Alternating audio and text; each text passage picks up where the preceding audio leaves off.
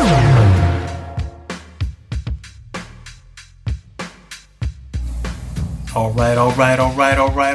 The name is Dale, doing the movie review for Once Upon a Time in Hollywood. I'm also going to do a quick recommendation/review of the Hulu limited series called The Act. These reviews and recommendations are done on behalf of Audio Liquor Mag, Audio Liquor Magazine. Going to start off with Once Upon a Time in Hollywood.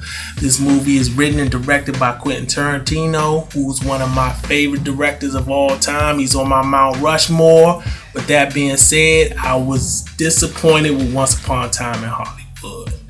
It's not a bad movie.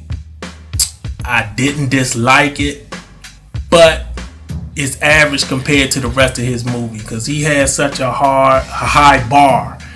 He's so highly regarded in my mind that this movie is average compared to the rest of his films. And if you're not familiar with his past work or unsure what he's done in the past, he's made classic movies like Reservoir Dogs, Pulp Fiction, classic Jackie Brown, Kill Bill 1 and 2 are classics. Inglourious Basterds is a classic to me. Django Unchained is a classic. He's made Hateful Eight. He's made Death Proof. I believe he has written and did the screenplay for the movie True Romance, which is also one of my favorite films. I believe he also has writing credits for the Oliver Stone flick called Natural Born Killers. I'm not 100% sure about that, but I do believe he has writing credits for that film as well. And his last two films, Once Upon a Time in Hollywood and Hateful Eight, are his worst films. Now, that's not to say they are terrible, but they're just not on his level. As a matter of fact, Once Upon a Time in Hollywood is at the bottom of the list for me. And when I saw Hateful Eight years ago, I was disappointed when I left the theater. But when I watched it again, I had more appreciation for it. So it's better than I thought it was.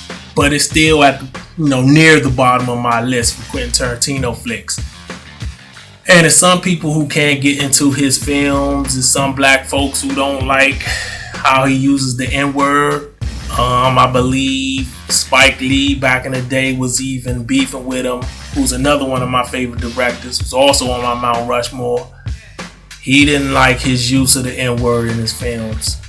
He does use a lot of profanity, a lot of harsh language. He has heavy violence in his films at times. And obviously, none of that offends me if I'm saying he's one of my favorites. I don't get easily offended by things of that nature in films or TV. My wife tells me all the time I have a warped, odd, dark, crazy sense of humor. I tend to laugh at things I shouldn't laugh at.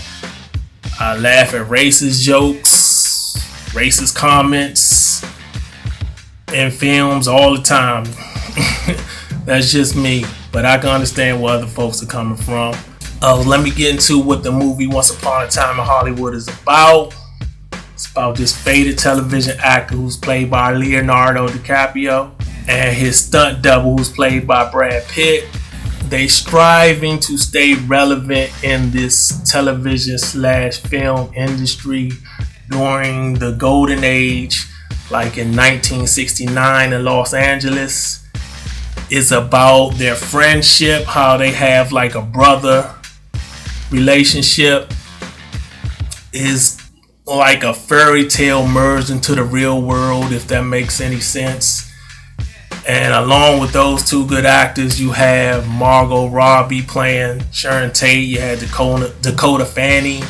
You have Al Pacino, the legendary Al Pacino. You have Kurt Russell, etc., etc. You have a cast of who's who. You have different well-known actors and faces coming in and out the film. They play like real small roles. You'll see them in one scene and you won't see them anymore through the film.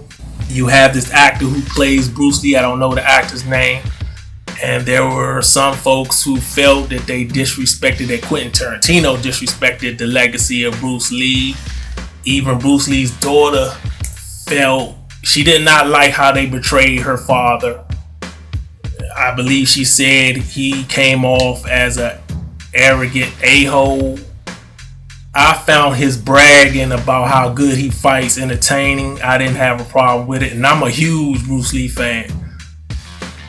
But like I said, I can understand where the daughter's coming from. I don't get easily offended. Some people felt that but I will say this, I was kind of shocked at what occurred during a fight that Bruce Lee had in the film. I'm not going to spoil anything. I was a little surprised by that. And I can see how some folks will say, hey, that's disrespectful. You know, you got some saying that it's like a caricature of himself. He's like they mocking him. But anyway, I thought the acting was good. Leonardo, he's great as always, but I thought Brad Pitt was the star of the film. I felt his character carried the movie and made it what it was. And I also, even though people had problems with that Bruce Lee scene, I felt that was a highlight of the film as well. It has a crazy end to it, a crazy third act. I knew it was going to be something that blew my mind at the end. I was just waiting and waiting because the movie is very long. It's like 2 hours and 45 minutes.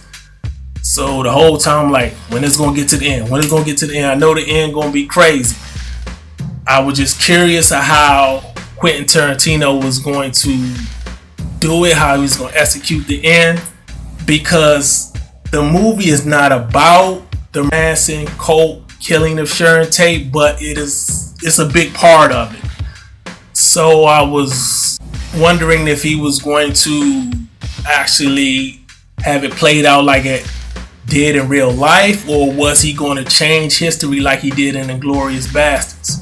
Not going to spoil anything, so you got to see it to find out what occurs. But it's a very violent end to the film, and it was the best part of the film. The problem that I had with this movie is it's too long. It's long for no reason, in my opinion. I thought it would have been served better if it was a shorter film. If it was just maybe a little over 2 hours or 2 hours and 15 minutes, I think I would have a higher grade than I'm going to give it if that was the case. So that was my problem with it. Shorter film would have been better.